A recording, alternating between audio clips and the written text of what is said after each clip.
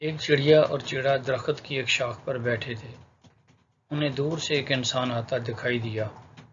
چڑیا نے چڑے سے کہا کہ اڑ جاتے ہیں، نہیں تو یہ ہمیں مار دے گا۔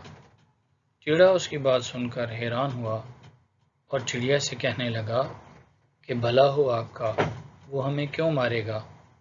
تم ذرا اس کی دستار دیکھو، اس کا پہناوا دیکھو، شکل سے شرافت ٹپک رہی ہے۔ وہ ایک شریف انسان ہے، یہ قاتل نہیں ہو سکتا۔ یہ تو مسیحا لگتا ہے۔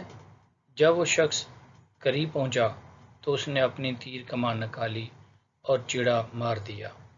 چڑیا اپنی فریاد لے کر بادشاہ وقت کے پاس حاضر ہو گئی اور اس کے سامنے اپنے ساتھ ہونے والے ظلم کی داستان سنائی۔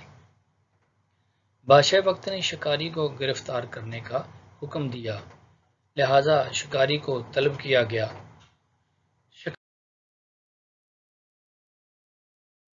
شکاری سے جب پوچھا گیا تو اس نے اپنا جرم قبول کر لیا۔ بادشاہ نے کہا، چونکہ چڑیا کے ساتھ ظلم ہوا ہے اور وہ مظلوم ہے، لہذا میں چڑیا کو سزا کا اختیار دیتا ہوں کہ وہ جو چاہے سزا دے۔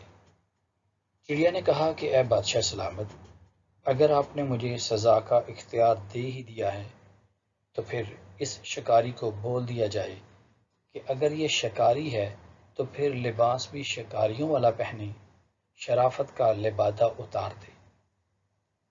تو اس کہانی سے جو چیز ظاہر ہوتی ہے وہ یہ ہے کہ انسان کو دھوکہ نہیں دینا چاہیے۔